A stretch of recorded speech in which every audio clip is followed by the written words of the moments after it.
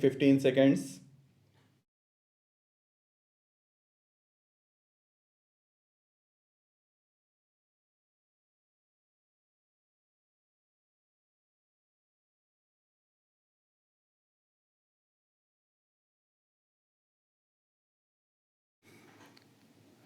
Honorable Speaker, before I commence part A of the budget, I want to take a moment to acknowledge how isolating and distancing seemed like insurmountable challenges for a country like ours that has people coming together in times of crisis.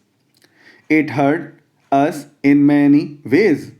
I bow my head in respect to every citizen for the endurance shown in facing what was an undeniably a tough year for all our physical and mental well being. I wish to lay a vision for Atmanirbhar Bharat. Atmanirbharta is not a new idea. Ancient India was largely self reliant and equally a business epicenter of the world. Atmanirbhar Bharat is an expression of 130 crores Indians who have full confidence in their capabilities and skills. We are already part of international groupings such as the G20 and BRICS. The Coalition for Disaster Resilient Infrastructure and the International Solar Alliance are realities today due to India's efforts. The proposals in will further strengthen the Sankalp of Nation First, doubling farmers' income, strong infrastructure, healthy India, good governance, opportunities for youth, education for all, women, empowerment, and inclusive development, among others. Additionally, also on the path to fast implementation are the 13 promises we had made in the budget of 2015-16, which were to materialize during the Amrit Mahotsav of 2022 on the 75th year of our independence. They too resonate with this vision of Atmanirbharta. The budget proposals for 2021-2022 rest on six pillars. 1. Health and well-being. Even at the outset, I would like to say that the investment on health infrastructure in this budget has increased substantially. Progressively, as institutions absorb more, we shall commit more. Taking a holistic approach to health, we focus on strengthening three areas: preventive, curative, and well being. A new centrally sponsored scheme, PM Atmanirbhar Swasth Bharat Yojana, will be launched with an outlay of about rupees 64,000 crores over 6 years. This will develop capacities of primary, secondary, and tertiary care health systems, strengthen existing national institutions, and create new institutions to cater to detection and cure of new and emerging diseases. To strengthen nutritional content delivery, outreach, and outcome, we will merge the supplementary nutrition program and the Poshan Abhiyan and launch the mission Poshan 2.0. We shall adopt an intensified strategy to improve nutritional outcomes across 112 aspirational districts as suggested by WHO.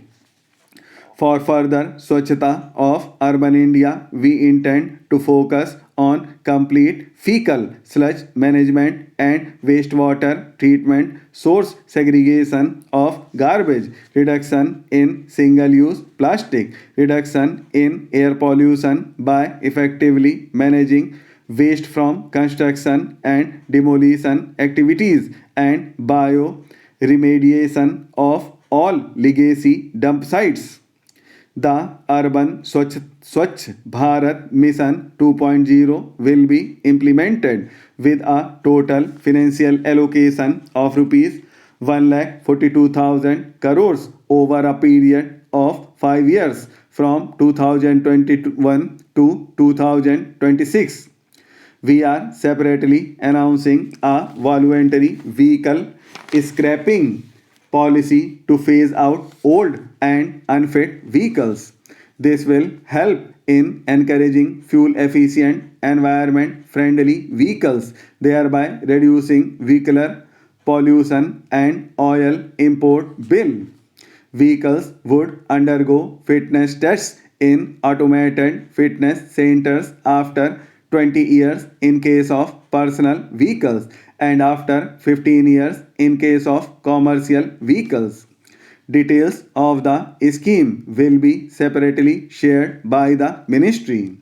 The new vaccine, a made in India product, is presently limited to only 5 states, will be rolled out across the country. This will avert more than 50,000 child deaths annually. I have provided rupees 35,000 crores for COVID-19 vaccine in BE 2021-22. I am committed to provide further funds if required. The budget outlay for health and well-being is rupees 2,24,000 crores in BE 2021-22 as against this year's BE of rupees 95,000 crores, an increase of 137 percentage. Second, physical and financial capital and infrastructure. For a USD 5 trillion economy, our manufacturing sector has to grow in double digits on a sustained basis. Our manufacturing companies need to become an integral part of global supply chains, possess core competence and cutting edge technology. To achieve all of the above production linked schemes to create manufacturing global champions for an Atmanirbhar Bharat have been announced for 13 sectors. For this, the government has committed nearly rupees 1.97 lakh crores over 5 years starting FY 2021-22. This initiative will help bring scale and size in key sectors, create and nurture global champions, and provide jobs to our youth. To enable the textile industry to become globally competitive, attract large investments, and boost employment generation, a scheme of mega investment textiles parks will be launched in addition to the PLI scheme. This will create world class infrastructure with plug and play facilities to enable create global champions in exports. 7 textile parks will be established over 3 years. This shall help to increase the textile production in the country in a large way. I am delighted to be here today to address the Conference of Governors. This is indeed a unique opportunity for me as I am of the firm opinion that the office of the governor has been vested with great responsibility by our constitution, and I have the chance today to leave behind some thoughts with you about the evolving nature of the role and functions of this august office. There perhaps no other constitutional office that enjoys the autonomy and carries the attendant responsibility as does that of the governor. In this unstable time we are living in, people have great expectations from this office. This places an enormous burden on your shoulders. It also gives you the opportunity to do good. The role of the governor has varied over time and space and has come under close public scrutiny. The greater the responsibilities attached to an office, the greater will be public scrutiny in a democracy. In our evolving polity, where political patterns have changed substantially over the last 70 years, there is bound to be some partisan controversy or the other challenging the authority and dignity of this high office.